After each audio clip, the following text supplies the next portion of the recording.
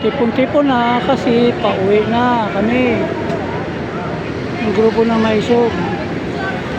Hindi man gaano karami pero depende sa rally kasi minsan marami talaga.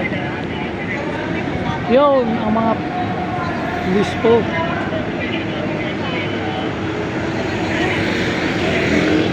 Ano talaga ng traffic dahil sa maraming tao sa loob. Ay, nakalabas na yung iba. Pauwi na.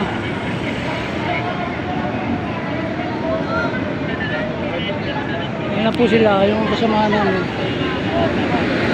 Yung iba doon sa kabila dumaan, dami nila doon. Maraming salamat po. Subscribe, follow. Thank you for watching. Lalo na sa mga Bisaya.